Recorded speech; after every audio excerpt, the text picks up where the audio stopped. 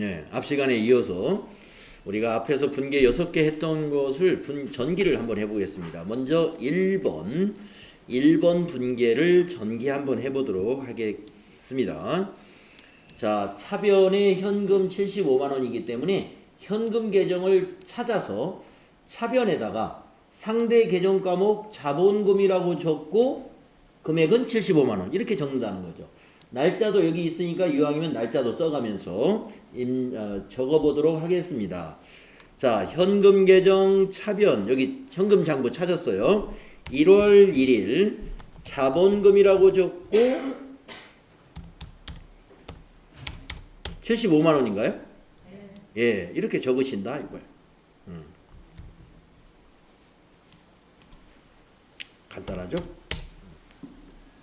이렇게 적으신다. 그러면 전기가 한쪽만 하는 게 아니라 반대편도 해야죠.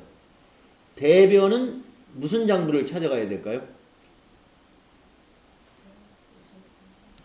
그렇죠. 자본금을 찾아가야죠. 그래서 장부 만들어 놨어요. 두 번째 장에 자본금 찾아보세요. 이쯤에 있습니다. 자본금의 대변에다 적어야 된다 이거죠. 네. 자본금 대변에다가 1월 1일 상대 계정 과목 그렇죠. 현금이라고 적고 75만 원. 이것이 전기하는 거예요. 예. 이걸 할 줄 모르면 안 된다고 말씀드립니다. 절대로 시험에 합격 못해요. 예. 정확하게 할 줄 아셔야 됩니다.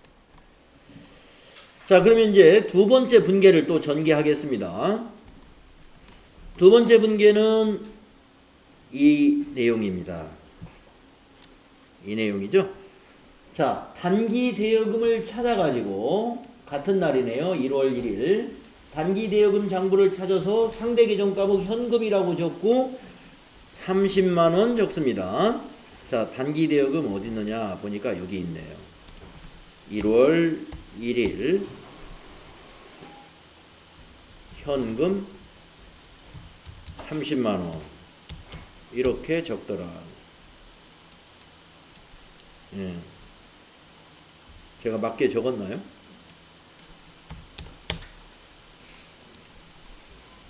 자, 그 다음에 대변도 해야죠. 현금 계정을 찾아야죠. 현금 계정 대변에다가 1월 1일 단기 대여금 30만 원 이렇게 적어야죠. 현금 계정 대변에다가 1월 1일 단기 대여금 30만 원 이렇게 전기해야 맞는 거다. 뭐 요즘은 컴퓨터 프로그램이 정확하게 해주니까 전기를 우리가 전표만 차변 대변으로 입력해 놓으면 전기는 프로그래밍적으로 자동적으로 되니까 뭐 상관이 없습니다만은 옛날에 그렇죠. 수기로 할 때는 이 사람들이 집중을 못하면요 깜빡하고 단기 2번 분계 2번 전표를 놓고 전기하면서 단기 대여금에다는 적었는데 현금에다가는 안 적은 거예요. 그러면 그날 나중에 퇴근할 때 일개표를 맞추는데 안 맞아요. 일개표가 딱 차변합계 대변합계가 맞아야 그걸 전표하고 해서 앞에다 일개표 붙이고 뒤에다 전표 넣어가지고 자기보다 높은 분 예를 들어서 대리가 있다 그러면 담당 대리한테 그걸 결제 올리고 또 대리가 도장 찍어서 위에 과장이나 부장한테 결제 올리고 해서 그것이 이제 결제가 나는 건데 뭡니까? 예, 일할 때 집중력이 떨어지게 되면은 이게 안 맞아가지고요. 그래서 이제 회계팀에서는 집중력이 떨어지는 사람은 회계에서 일을 할 때마다 맨날 퇴근을 못해요. 다른 직원들은 다 퇴근했는데 아무개 씨는 항상 남아있어. 일을 많이 하려고 남아있는 게 아니라 아직 못 맞춘 거예요. 못 맞춰가지고 눈물을 뚝뚝뚝 흘리면서 하고 있습니다. 그러면 이제 조금 선임자들은 잠깐 보면 알아요. 하루치 정표니까 몇 개 되지도 않잖아요. 쭉 넘기면 너 이거 빤 빼먹었잖아 하나. 금방 찾아줘요. 그러면서 너무 고마운 거죠. 그러면서 일을 배워요. 근데 신입사원 때부터 성격이 아주 꼼꼼하고 차분한 사람들은 그런 실수도 안 합니다. 집중력 있게 일하면 뒤에서 누가 불러도 꼼짝도 안 해요.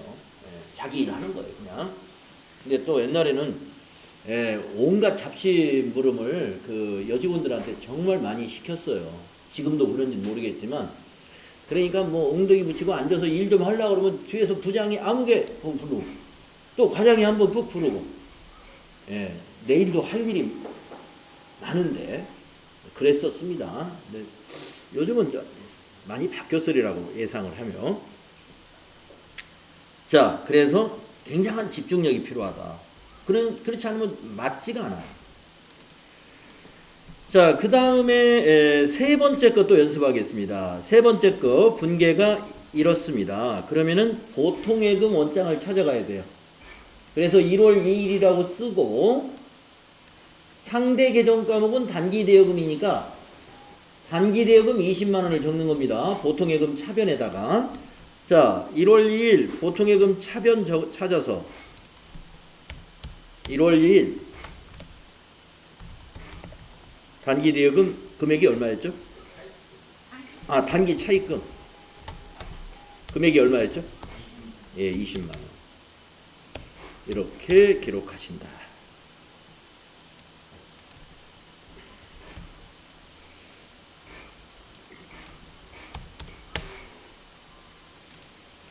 그리고 대변도 전기해야 된다. 단기 차입금을 찾아가지고 1월 2일 보통예금 20만 원을 단기 차입금 대변에다 적는다.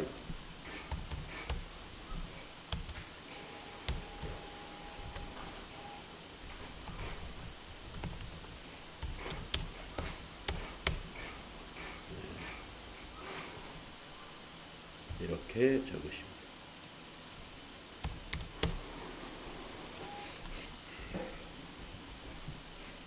자, 그러면 3번 했으니까 이제 4번도 해볼까요? 자, 분계가 이렇습니다.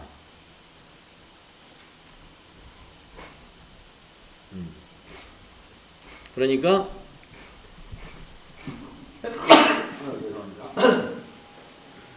급여 계정을 찾아가지고 1월 20일이네요. 상대 계정 과목 보통예금 6만 원 적습니다. 급여 장부를 찾아가지고 1월 20일 보통예금 6만 원이라고 적자.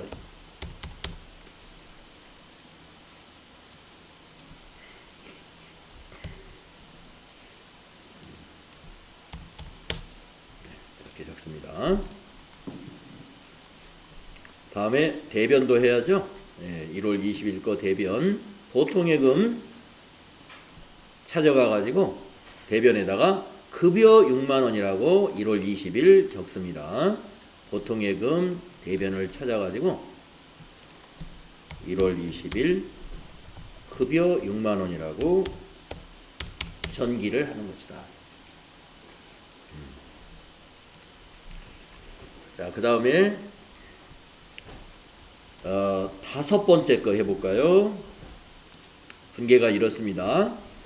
현금을 찾아가지고 1월 30일 상대 계정 과목 이자 수익 5만 원이라고 적는 거예요.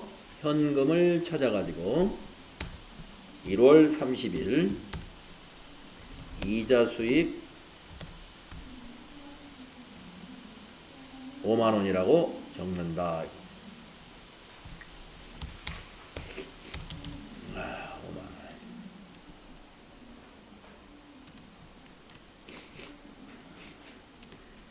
그 다음에 이자 수익 계정을 찾아가지고 대변에다가 현금 5만 원이라고 적습니다. 1월 30일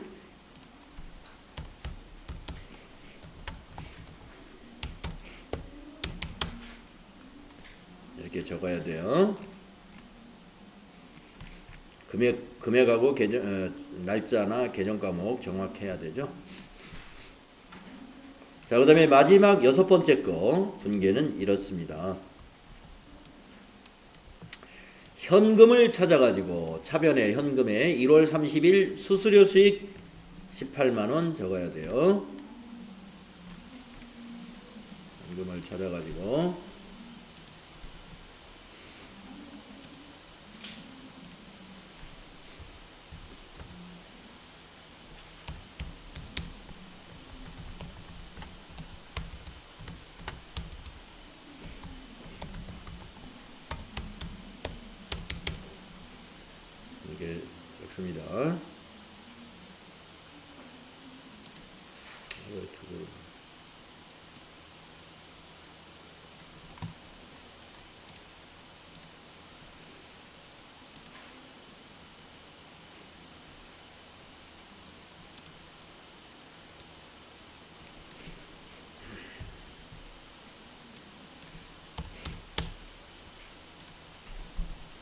또 수수료 수익을 찾아가 가지고 대변에다가 1월 30일 현금 18만 원. 수수료 수익을 찾아 가지고 1월 30일 현금 18만 원. 네. 이렇게 합니다. 이 작업을 매일매일 하는 거고요. 아까 일개표라는 표현을 썼는데 하루 거 일을 하고 하루 일개표를 만들어요. 그러면 한 달이 되면 월말에는 월개표를 또 만듭니다. 월개표. 그리고 결산 기말에는 시산표를 만들어요. 일개표, 월개표, 시산표라는 게 이 원장에다 전기하고 나서 그걸 다 옮겨 적으면 그게 하루치 옮겨 적으면 일개표. 한 달 모으면 월개표. 1년치 모은 거, 1년치가 아니어도 6개월치라든가 몇 달치를 모은 건 시산표. 뭐 이런 식으로 만들어진다. 자, 그러면 전기가 정확히 됐는가는 잠시 후에 확인이 됩니다. 예. 분계와 전기가 정확히 되지 않았으면 잠시 후에 시산표가 안 맞아요. 그 시산표는 하루치로 말하면 일개표나 마찬가지입니다. 그래서 우리가 집중력을 가지고 꼼꼼히 잘 했으면 잘 맞게 되어 있습니다. 자, 그래서 우리는 전기 연습을 또 했다. 그러면 여러분이 이제 분계와 전기가 무엇인지 잘 아시게 됐습니다. 자, 그러면 이런 업무는 뭐다? 일상 업무다. 아까 제가 오늘 수업 시작하면서 회계상 거래를 인식하고 분계를 하고 그것을 전기하는 작업은 우리 회계의 일상 업무입니다. 그랬죠. 일상 업무. 이것을 매일 하고 있는 거예요. 매일. 그러니까 분계 실력이 회계 실력인 거예요. 매일 하는 게 분계하는 거니까. 예. 우리 전산으로 할 때는 이 전표 입력. 전표 입력 잘한다. 그러면 회계 잘하고 있는 사람이에요. 예. 상황에 다 맞추어서. 자, 그런 다음에 우리가 12월이 되면은 결산 준비를 해서 12월 31일 시점으로 이제 장부 마감을 해요.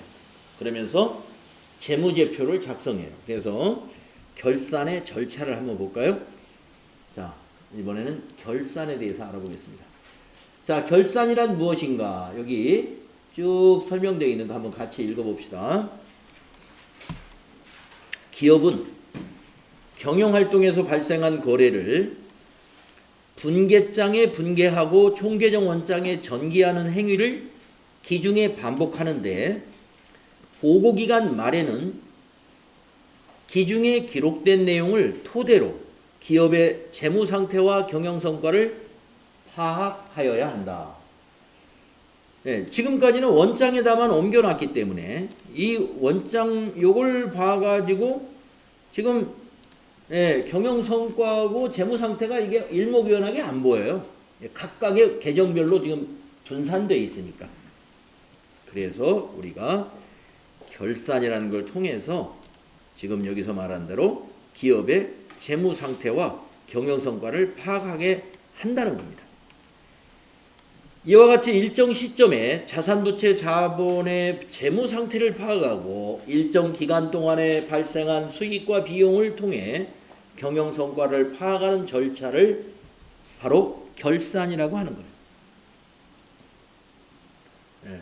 그러니까 다른 말로 말하면 결산이 무엇입니까? 그러면 재무상태표를 만들고 수익과 비용을 가지고 손익계산서를 만드는 작업이다라고 말할 수 있습니다. 그래서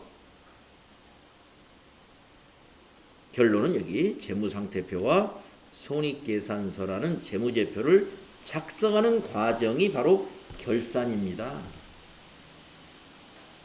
예. 결산은 재무상태표와 손익계산서라는 재무제표. 이제 재무제표라는 말이 나오는데 이제 밑에 재무제표의 종류에 대해서 5가지가 나와요. 그것도 이제 우리 시험 보는 사람은 암기해야 됩니다. 그 중에 2가지는 지금 계속 나오고 있어요. 2가지는 재무제표 중에 으뜸이 가는 아주 중요한 재무제표가 재무상태표와 여기에 있는 손익계산서예요. 예. 재무제표의 으뜸이 가는 아주 중요한 재무제표가 재무상태표와 손익계산. 이 2개. 그럼 나머지 3개가 더 있겠죠? 예, 그건 다음 내용에서 보도록 하겠습니다. 자, 그러면 이 재무상태표와 손익계산서를 만드는 과정이 바로 결산이라고 그랬는데, 그럼 세부적인 절차는 어떻게 되느냐? 결산의 절차는 첫째, 수정 전 시산표라는 걸 만든다. 이 시산표, 아까 제가 말씀드렸죠. 일계표, 월계표, 시산표. 이게 다 같은 개념이다. 자, 시산표 작성은 어떻게? 수정전이라는 말은 결산을 할 때는요, 수정을 해서 결산을 하는 거예요. 예, 지금까지 장부에 기록한 것들은 대부분 다 현금주의로 기록했어요. 현금주의로. 예를 들어서 뭐 5월 1일 날 자동차를 화물 운반용 자동차를 구입하고 보험에 가입했다. 그리고 보험료 200만 원을 오늘 지불했다. 그러면 5월 1일 날 현금 200만 원, 보험료로 다 차변에 보험료 200, 대변에 현금 200만 원 이렇게 기록을 해버린다. 큰 회사는 보험료에 대한 회계 처리는 총무과에서 해요. 총무과에서 보험 가입하고 거기서 전표 입력해요. 그러면 이제 회계과가 결산 때 결산의 절차에서 우리 회사 보험 증권을 전부 모아가지고 2020년도에 보험 가입한 증권을 가지고 보험 기간을 전부 따져봐서 단기에 끝나지, 만기가 단기가 아닌 내년에 만기인 것들, 이런 것들을 전부 금액을 환산합니다. 그래서 선급 비용을 분류해내는 거예요. 그것이 뭐냐? 수정을 하는 작업이에요. 예, 그래서 수정 작업을 결산 때 많이 하게 됩니다. 발생주의 개념에 대해서 우리가 앞 시간에서 공부한 적이 있죠? 발생주의 개념으로 하고, 또 그런 것만 수정하는 것이 아니라 지금 예를 들어서 건물이나 비품이나 이런 것들을 우리가 지금 장부에는 말이죠, 전기에서 넘어온 장부 금액 그대로 있어요. 그러면 1년간 기간이 지났으니까 여러분이 뒤에서 이제 유형자산 배울 때 배우겠지만 이 유형자산, 건물이라든가 비품이라든가 기계장치 이런 것들은, 차량 운반구 이런 것들은 그 구입 취득 원가를 기간별로 비용을 나누어서 처리해요.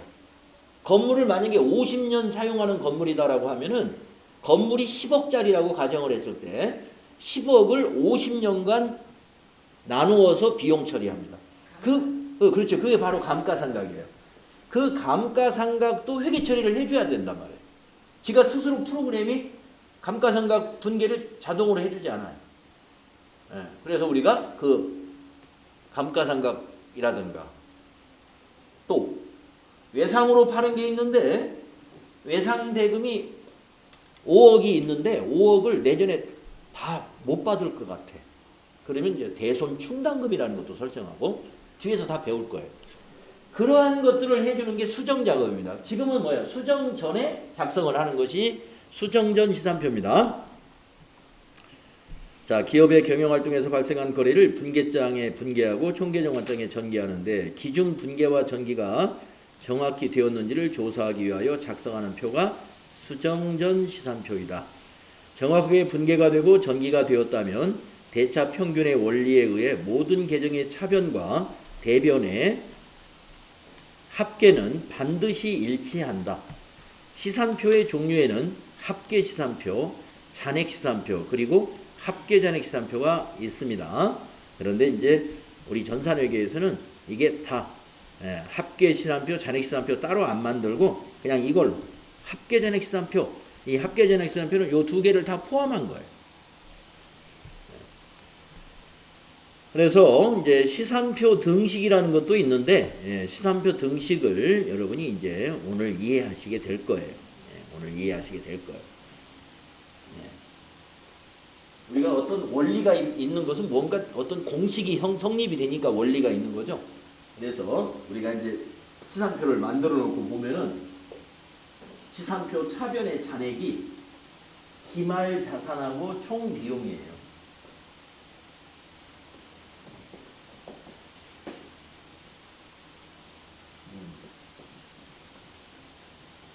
시산표 차변에 오는 것은 기말 자산과 총 비용, 시산표 대변에 오는 것은 기말 부채, 기초 자본, 총 수익이에요.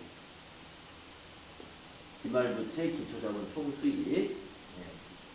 그 원리를 이제 우리가 아시게 될 거예요. 시산표를 만들어 보면.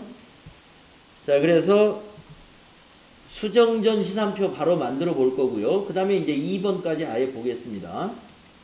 기말 결산 사항에 대한 수정 분계. 굉장히 중요하죠. 이 수정 분계. 예. 결산 처리의 핵심은 여기에 있어요. 결산 작업의 핵심은 여기에 있는 거예요. 그런데 오늘은 이건 안 할 거예요. 예. 예. 오늘 이거 하면 여러분 지쳐버려요. 와, 뭐 이런 거, 이렇게 어려워요, 회계가? 예. 그러니까 이거는 조금씩 뒤에서 이제 책에서 나오는 대로 해야 돼요. 그래서 여기서도 두 줄로 그냥 간단히 말해놨어요. 기말 결산 시점에 자산부채 자본의 현재액과 당기에 발생한 수익과 비용을 정확하게 파악하기 위하여, 자, 수익과 비용을 정확하게 파악한다는 말은 발생 주기에 의해서 수정한다는 말이고, 자산과 부채의 현재액을 정리한다는 것은 자산에 아까 건물 같은 게 있다는 거, 감가상각 털어내야 현재 장부 금액이 정확히 나오는 거예요. 감가상각 털어내야. 또 부채다. 부채도 현재액이 달라질 수가 있어요. 부채도. 네. 부채도. 네. 왜 그러냐면 이 수익 비용 정리하다 보면요, 부채가 자연스럽게 생겨요. 예. 미지급 비용 같은 게 생길 수가 있어요. 미지급 비용. 예를 들어서 우리 회사가 하치장이 없어가지고 남의 다른 부동산 그 임대 사업자의 토지를 빌려가지고 우리가 어떤 하치장으로 쓰고 있어요. 그런데 하치장의 사용료를 한 달에 500만 원씩 사용료를 내고 있는데 항상 후불이에요. 예를 들어서 4월달 하치장 임차료는 그 다음 달 10일 날 주기로 이렇게 약정이 되어 있는 거예요. 그러면 항상 마지막 달 거는, 자, 12월 달 거를 생각해 볼까요? 12월 31일 현재를 보면 12월 달 한 달 동안 우리가 그 하치장 잘 썼죠. 근데 돈은 아직 안 나갔죠. 그게 부채란 말입니다. 결산 때 그걸 부채로 인식해야 돼요. 임차료하고 비용 발생시키고 500만 원 부채 증가시켜줘야 돼. 부채 증가시켜줘야 돼. 그러니까 기말 결산 시점에 우리가 사용은 다 했는데 지금 지불하지 않은 것 뭐가 있느냐, 이런 걸 다시 다 확인하는 게 그게 바로 기말 결산 시점에 부채의 현재액을 정확히 파악한다는 거죠. 뭐 그것만 있는 것도 아니고요. 예를 들어서 외화, 외국 자본을 빌려서 쓰는 경우에 환율이 달라지면 부채도 달라져요. 환율이 달라지면. 그래서 아무튼 여러 가지 상황에 맞추어서 자산부채 자본과 수익과 비용을 다시 한번 정리하는 겁니다. 그게 결산 수정 분계예요. 앞으로 책에서 나오는 대로 이거 할 거고, 이건 굉장히 중요한 작업이다라고 보시면 됩니다. 뭐 앞에 것도 다 중요해요. 그러나 이건 중요하다기보다는 우리가 공부하는 우리 수강생 입장에서, 수험생 입장에서 보면 이 부분이 가장 어렵다, 그렇게 느낄 수가 있어요. 왜냐하면 일상적인 작업이 아니기 때문에 이건 좀 어렵다고 느낄 수밖에 없는 거죠. 그래서 뭐 중요하기도 하지만 그래서 좀 어려운 부분이 있다는 거예요. 자, 그래서 우리는 이거는 오늘 안 하니까. 수정전 시산표하고 어떻게 돼요? 수정 후 시산표가 똑같겠죠. 수정 후 시산표라는 건 뭐냐면은 여기에 있는 수정 분계를 한 다음에 다시 한번 시산표를 만들어서 이 수정 분계가 오류 없이 잘 되었느냐를 확인하는 게 수정 후 시산표예요. 그래서 우리는 여기 수정 후 시산표까지 만든 셈이 돼요. 요걸 오늘 건너뛰기 때문에 수정 전 시산표 만든 게 그냥 똑같이 수정 후 시산표가 되는 겁니다. 그럼 여기까지만 우선 하죠. 자, 그러면은 어떻게 만드느냐 하면은요. 얘가 양식을 미리 그려놨습니다. 여기다가 이게 페이지 수가 없어서 2번의 총계정 원장을 이용하여 합계 잔액 시산표를 작성하시오 해가지고 아마 이게 이제 세 번째 장이겠죠. 합계 잔액 시산표. 우리가 이 프로그램에서 합계 잔액 시산표의 양식과 똑같아요. 요 합계 잔액 시산표 이렇게 생겼잖아요. 12월 31일로 한번 볼까요? 자, 보세요. 양식이 지금 제가 그려놓은 양식과 똑같죠. 가운데에 계정 과목을 쭉 씁니다. 계정 과목을. 그리고 왼쪽이 차변, 오른쪽이 대변입니다. 그리고 왼쪽에는 잔액과 합계 나누어요. 합계와 잔액 이렇게 오른쪽은. 그래서 잔액이 끝으로 갑니다. 잔액이 끝으로 가서 제가 이걸 잔액 시산표로 바꾸려면은 이 합계를 이렇게 열의 너비를 줄여버리면 돼. 합계를 줄여버리면 이게 잔액 시산표. 잔액만 보여요. 그래서 현금 잔액이 현재 얼마죠? 뭐 요거 1,565만 원이다 이렇게 말해요. 당좌예금 잔액은 얼마냐? 2,940원. 이게 잔액만 보는 게 잔액 시산표. 여기를 아까처럼 다시 보이게 하면 합계도 같이 보여요. 합계와 잔액이 같이 보이는 합계 잔액 시산표.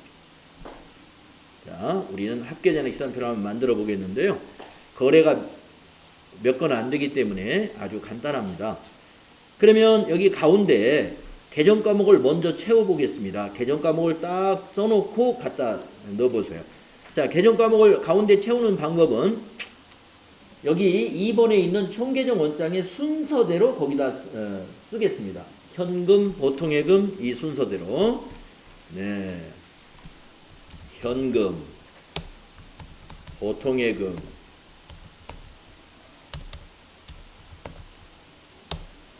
그 다음에 뭐죠? 단기 대여금. 그 다음에요? 단기 차익금. 그 다음에요? 자본금. 그 다음에 이자 수익. 그 다음에 수수료 수익. 그 다음 급여. 그 다음 손익은 쓰지 마십시오. 우리 손익은 이제 다음에 설명해 드릴게요. 급여까지만 총계정 원장입니다. 손익은 원장이 아니에요. 좀 이따 필요해서 그냥 미리 만들어 놓은 건데.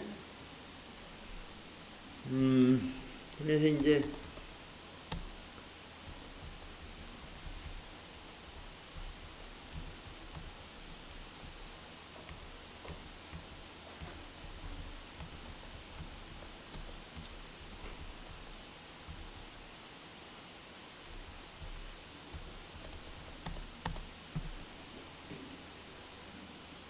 균등 대여를 해가지고 이제 이쁘게 계정 과목도 이렇게. 저는 고등학교를 상업고등학교를 다녔는데요. 제가 회계 시험을 볼 때는 고등학교 1, 2학년 때, 3학년 때도 봤는지 모르겠는데 한 1, 2학년 때 본 것 같아요. 근데 시험을 볼 때는 지금과 같은 시험 체제가 아니고 모든 걸 다 시험지가 그냥 8절지에 공백이 대부분이에요. 공백이. 그리고 1 하고 뭘 작성하라. 2 뭘 작성하라. 3 뭐 작성하라. 지금 여러분이 우리가 하고 있는 이런 스타일과 비슷합니다. 그래서 합계전액 시산표도 우리가 펜하고 주판으로 다 그려가지고요. 다 써서 계정 과목에 글씨까지 이쁘게 잘 써야 돼요. 선생님들이 이런 거 쓸 때도 균등대열하게 현금 딱 붙여 쓰지 말고 가장 긴 개정 과목하고 너비가 딱 맞게끔 글씨를 쓰게끔 연습을 합니다. 글씨 이쁘게 쓰게끔. 물론 글씨 이쁘게 쓴다고 해서 틀린 답을 맞다고는 안 해주는데 네. 틀리면 무조건 틀린 거죠. 글씨 이쁘게 안 썼더라도. 하지만 그렇게 훈련을 했었어요. 그래야 나중에 직장에 취직을 해서도 글씨라도 이쁘게 쓰면 일 잘하겠구나. 근데 딱 글씨 쓰는 거 보니까 아주 엉망이야. 그러면은 환영을 못 받았어요. 요즘에는 우리가 자기 글씨를 써볼 기회가 없죠. 다 컴퓨터, 워드 프로세서, 전산회계 이런 걸 하니까 내 글씨 보여줄 기회가 없죠. 우리 옛날에 사무원 하면 첫째 갖춰야 될 소양이 글씨 잘 쓰는 겁니다. 그래서 옛날 분들이 글씨를 지금 젊은이들보다 대부분 잘 쓰는 편이에요. 그 당시에는 글씨를 매우 잘 써야 됐기 때문입니다. 자, 그러면은 이제 개정 과목을 채웠으니까 이제 여기 숫자로 채워보겠습니다. 먼저 합계를 쓰고 그 다음에 잔액을 쓰는 건데요. 합계 잔액 수함표는 차변 합계와 대변 합계를 비교해서 많은 쪽의 잔액을 기록합니다. 아시겠죠? 합계 잔액 수함표는 차변 합계와 대변 합계를 기록하고 나서 많은 쪽에 얼마가 많은가를 잔액으로 기록하는 거예요. 자, 그러면 현금 계정을 한번 보겠습니다. 여러분, 현금의 차변을 한번 합계를 계산해 볼까요? 98만 원 맞나요? 네. 그러면 여러분 차변 합계에다가 98만 원 980,000 제가 숫자 쓰는 거 말씀을 안 드린 것 같은데 우리 회계에서는 말이죠. 1000자리 구분기로 이 콤마 반드시 쓰는 겁니다. 네. 숫자 꼭 그렇게 연습하세요. 회계 업무 안 하더라도 그냥 숫자를 쓸 때는 이렇게 세 자리마다 콤마 찍는 방식으로 숫자를 기록하시고 상대방에게 숫자를 불러줄 때도 98만 원 이건 비교적 간단한 금액이기 때문에 불러줘도 상대방이 쉽게 받아 적을 수 있어요. 그런데 98만 273원 그거 받아 쓰는 사람이 당황스럽습니다. 98만 273원 어디에 동그라미가 더 들어가는지 몰라요. 그래서 회계를 공부한 사람들은 그렇게 서로 불러주고 불러받을 때는 그렇게 불러주는 건 실례예요. 예. 자, 제가 불러드릴게요 하고 98만 273원이라고 한다면 이것을 이렇게 불러주는 거예요. 980,173 이렇게. 받아 적는 사람이 너무 편한 거죠. 980, 하면 딱 점 찍으면 돼요. 173. 그럼 쓰고 나서 98만 173원. 그런데 98만 173원. 불러주는 사람도 어렵고 받아 적는 사람은 더 어렵고 그런 것이죠. 그래서 여러분들도 기록하실 때 꼭 콤마 넣어서 기록해 주시고요. 그리고 불러주고 하실 때 980,000 이런 식으로 숫자를 서로 전화로 불러줄 때 이렇게 하셔라. 요즘 같으면은 이제 스마트폰이 컴퓨터를 들고 다니니까 뭘 불러줘요? 찍어서 그냥 찍어서 보내드릴게요. 모든 걸 다 핸드폰으로 다 해버리니까. 그런데 혹시 불러줄 일이 있으면 그렇게 하십시오. 자, 그러면 대변의 합계를 적어볼까요? 30만 원 맞나요? 네, 그러면 여기 대변에다 30만 원 적는 거예요. 자, 많은 쪽이 차변입니다. 차변의 잔액은 68만 원 적어야 되겠죠? 예. 이렇게 작성하는 게 합계잔액 수함표예요. 자, 보통예금도 해보겠습니다. 보통예금 차변 합계 20만 원, 대변 합계 6만 원. 여기다 적어요. 20만 원, 대변이 6만 원. 잔액은 어떻게 되느냐? 차변에 이렇게 되겠죠? 1409,000. 또 단기 대여금은 차변만 30만 원 있네요. 여기 차변에다가 대변은 없어요. 없을 때는 우리가 회계에서는요, 없는 난을 0 이거 잘 안 씁니다. 0 대신에 하이폰을 잘 쓰는 편이에요. 하이폰. 네. 그래서 여러분 엑셀 배우셨으니까 엑셀에서 서식 지정하는 거 배우셨죠? 예. 우리가 엑셀에서 데이터를 입력해 가지고 이번 주 월화수에 엑셀 안 배우셨나요? 해줬죠. 그래서 여러분이 데이터를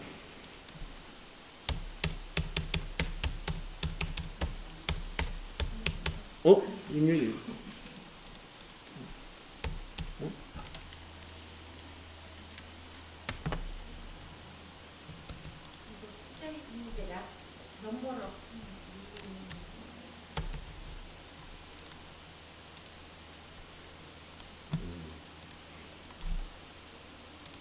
왜 그럴까요?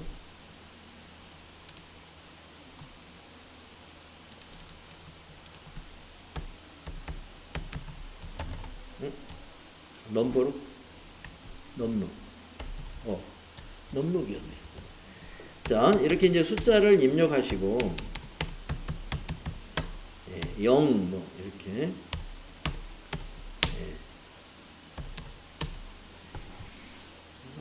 우리가 이걸 회계 스타일로 바꾸신다 할 때, 여기, 이게 회계 스타일이죠. 쉼표 스타일이라고도 하지만, 여기 표시 형식에 가가지고, 여기 표시 형식에 보시면, 회계라는 스타일이 있어요.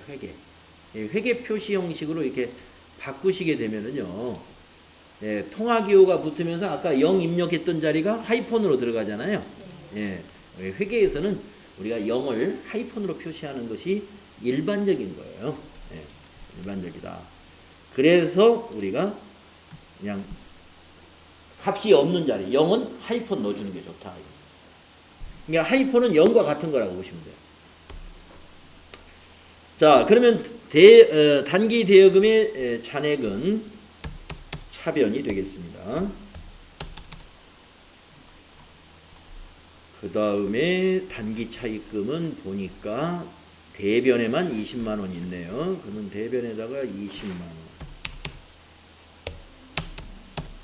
차변에는 0이다.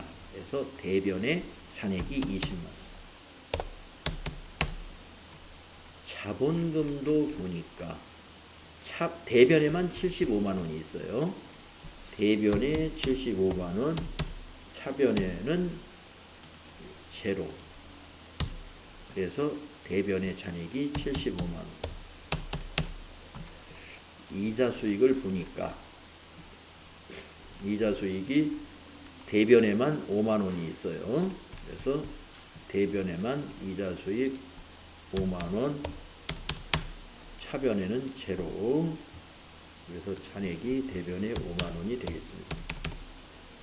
수수료 수익도 보니까 대변에만 18만 원이 있어요. 그래서 대변에 18만 원, 차변에는 제로입니다. 수수료 수익이 대변에 180,000입니다. 또 급여가 있는데요. 급여는 차변에만 있어요. 6만 원. 그래서 급여를 차변에 6만 원 적으시고 대변은 0입니다. 그래서 잔액은 6만 원이 차변에만 6만 원이 되겠습니다.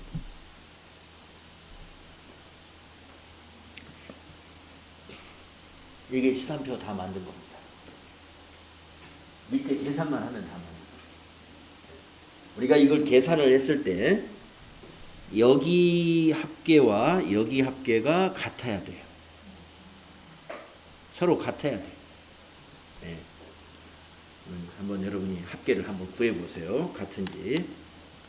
68만 원, 더하기 14만원 더하기 30만원 더하기 6만원. 여기가 1,180,000. 또 대변의 잔액도 한번 더 해보세요. 200 더하기 750 더하기 50 더하기 180. 여기도 1,180,000. 예. 합계도 당연히 여기 합계와 여기 합계는 서로 같아야 됩니다.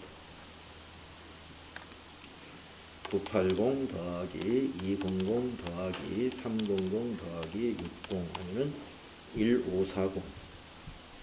1,540,000. 그 다음 300 더하기 60 더하기 200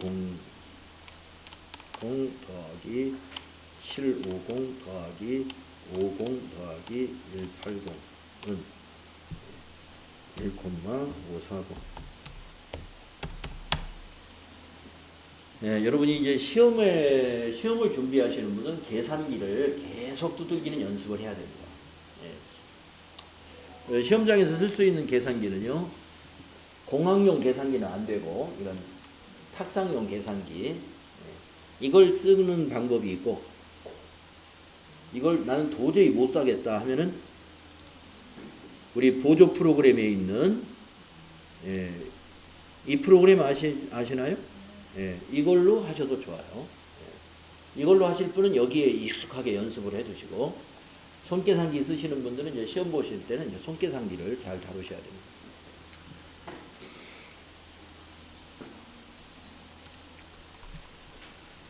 자, 뭐 여러분이 뭐 저하고 같이 했으니까 딱 맞겠죠? 틀리신 분 혹시 있나요? 나는 계산이 안 맞는 것 같다. 뭐 여러분들 저하고 똑같이 한 거야. 일치했습니다. 자, 그러면 우리가 시산표 등식을 한번 여기서 한번 써볼게요. 시산표 등식은 아까 우리 책에서 이렇게 되어 있었죠. 차변이 시산표 등식은 기말자산 더하기 총비용은 이퀄 기말부채 더하기 기초자본 더하기 총수익이다. 그런 부분이 그 시산표 등식이라고 한 부분이 있었잖아요. 이걸 가지고 한번 따져보겠습니다. 요 잔액을 가지고 하는 얘기예요. 잔액을 가지고. 자, 이쪽이 지금 차변입니다. 이쪽이 차변, 이쪽은 대변입니다. 그러면 기말자산이라고 했는데 보니까 현금, 보통예금, 단기대여금, 이게 지금 우리가 장부가 1월 1일부터 12월 말까지 다 왔죠? 1년치잖아요? 그러니까 지금 여기 있는 현금, 보통예금, 단기대여금까지가 자산이에요. 그게 기말자산이라는 얘기예요. 그거에다가 총비용, 비용은 딱 하나밖에 없었네요. 급여. 급여가 총비용이에요. 우리가 자산이나 부채나 자본은 기말자산 또는 기초자본 이런 말을 합니다. 그런데 비용은 1년치를 총비용이라고 해요. 총비용. 그래서 총비용이 6만 원이다. 그 합계가 118만 원. 118만 원. 118만 원. 그래서 차변의 합계가 이거 118만 원. 118만 원. 그러면 대변이 뭐냐? 여기 단기차입금, 단기차입금 요게 부채. 요게 부채. 근데 부채는 기말부채예요. 기말부채. 그리고 자본이 여기 자본금이 자본입니다. 이게 자본. 근데 이 자본은 기말이라고 하면 안 되고 지금 결산이 안 끝났어요. 지금 결산을 하는 단계의 시산표를 만들잖아요. 결산이 끝난 게 아니에요. 시산표는 결산 전에 만드는 거예요. 예. 결산 전이죠. 지금 결산이라는 건 잠시 후에 이제 조금 다음 시간에 손익계산서하고 재무상태표가 만들어져야 결산이 끝난 거예요. 결산이 끝나면 자본이 달라져요. 자본이. 그래서 지금은 기초자본이라고 부르는 거예요. 자본이. 기초자본, 즉 1월 1일 날 자본하고 똑같은 거예요. 1월 1일 기초자본, 1월 1일 날 자본과 똑같은 거예요. 기초가 1월 1일이죠. 기말은 12월 31일이고 그래서 12월 31일의 자본은 나중에 손익계산서에서 이익이 발생한 것이 자본으로 들어와요. 그래서 자본이 이익이 났으면 증가할 것이고 손실이 났으면 자본이 감소해요. 그래서 아직은 기초자본이다. 그 다음에 총수익은 뭐냐? 이게 지금 여기 밑에 이자 수익하고 요 두 개가 수익이에요. 수익. 그래서 왜 총수익이냐? 1월 1일부터 12월 31일까지의 수익이니까 총수익. 여기도 총비용이 1월 1일부터 12월 31일까지의 비용이기 때문에 총비용. 이게 시산표 등식이라고 하는 겁니다. 가끔 이론 시험에서 아래 보기 중 시산표 등식으로 올바른 것은 이런 문제를 가끔 내고 있어요. 높은 급수에는 안 내요. 높은 급수는 이건 당연히 아니까 안 내고 지금 우리 교재 여러분이 가지고 있는 가장 기초급수 2급에서 주로 나오는 문제다. 시산표 등식이라는 건 이런 것입니다. 이해하셨고, 자 그러면 이제 결산 예비 절차가 끝났고 이제 본 절차에서 우리가 결산 수정 분계를 하고 손익계산서 장부를 마감하고 그리고 재무상태표 장부를 마감하면서 손익계산서와 재무상태표가 만들어질 거예요. 예. 그래서 이제 다음 시간에 재무제표가 만들어집니다. 근데 이게 아주 중요해요. 예. 손익계산서 개정 장부 마감하는 절차가 복잡해 보이죠? 1, 2, 3, 4, 5 다섯 가지 단계가 있네요. 예. 그래서 또 좀 쉬었다가 여기서부터 다음 시간에 하도록 하겠습니다.